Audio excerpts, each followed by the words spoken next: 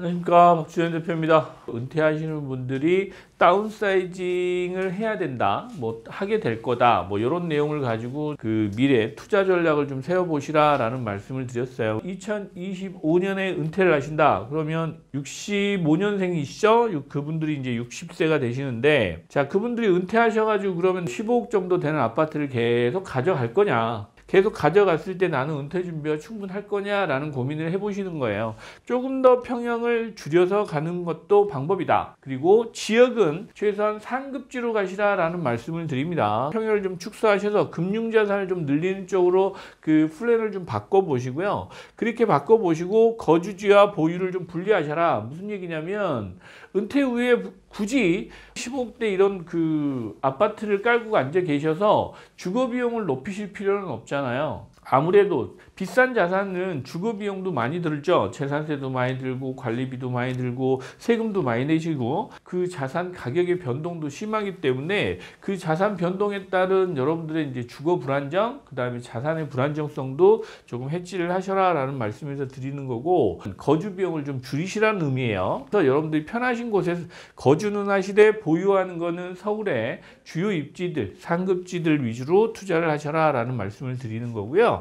가급적이면은 신축 위주의 아파트로 가시라는 말씀을 드리는 거예요. 신축해서 입주를 하시는 신규 아파트 같은 경우는 한 5년 동안은 감가상각이 거의 없습니다. 그래서 신축 한 5년 정도, 10년 내는 신축 아파트로 인정을 해주죠. 시장에서는. 그런 신축급 아파트로 이 가격 메리트가 좀 있는 시점을 좀 잘 보셔가지고, 추가로 소득이 부족하시고 연금이 부족하신 분들, 국민연금이나 퇴직연금, 개인연금들을 그 가지고 계신 것들이 좀 부족하시다라고 이제 그 생각되시는 분들은 주택연금 가입도 한번 검토를 해보시라라는 말씀을 드리는 거예요.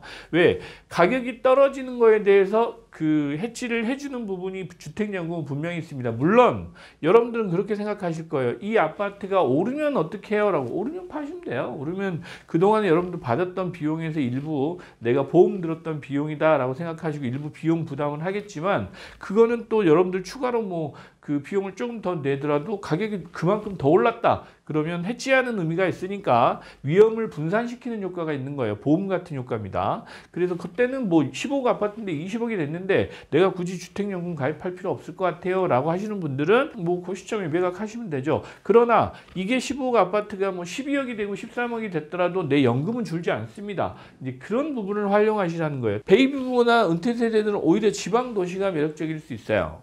오히려.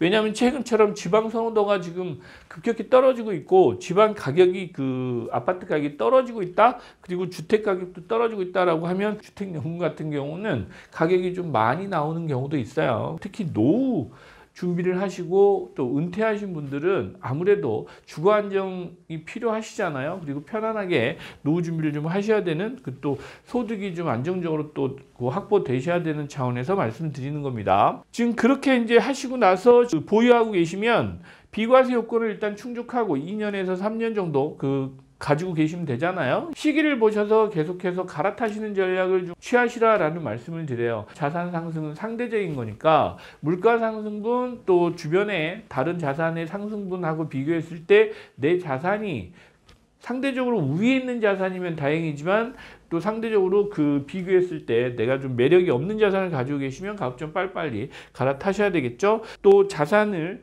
그 오랫동안 보유하고 계신 게 예전처럼 막연히 우상향을 하는 건 아닙니다. 그래서 그 연한이 좀 오래된 아파트, 이런 또 연식이 오래되고서 그 매력도가 떨어지는 호재들이 다 지금 소진한 경우에는 가급적이면 2, 3년 내, 아니면 길어도 3년에서 4년, 5년 요 내에 한 번씩 이렇게 그 자산을 교체해 주시면서 계속 업데이트를 하시라라는 말씀을 드리는 겁니다. 금융자산이 10억 이상 됐다 그러면 역세권에 건물 투자도 한번 검토해 보시면서, 여러분들 상가주택이라고 하시죠? 내가 위에 거주하면서 아래층에서 임대소득이 나오는 그런 주택을 보유하시는 것도 방법이다. 예를 들면 10억대 자산이 많이 가지고 계시면 꼭 아파트만을 선호하실 필요는 없이 서울 시내 교통이 편하고 거주지로서 선호하는 지역들, 상급지 위주로 그런 상가주택을 한번 검토해 보시는 것도 방법이시겠죠.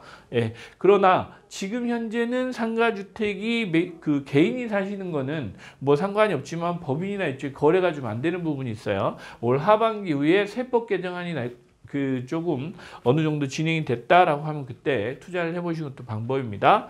이게 안정적인 수익 확보와 투자 리스크를 좀 줄이는 방안들을 계속해서 여러분들이 좀 고민하시면 은퇴 후에도 안정적인 수입, 생활비나 이런 부분을 좀 확보하실 수 있겠다라는 말씀을 드려요. 제가 최근에는 자주 말씀드리는 게 이 주택연금이에요. 왜냐하면 부동산 투자에서 주택이 아무래도 차지하는 비중이 많고 대부분의 국민들은 그분의 관심을 많이 갖고 계신단 말이죠.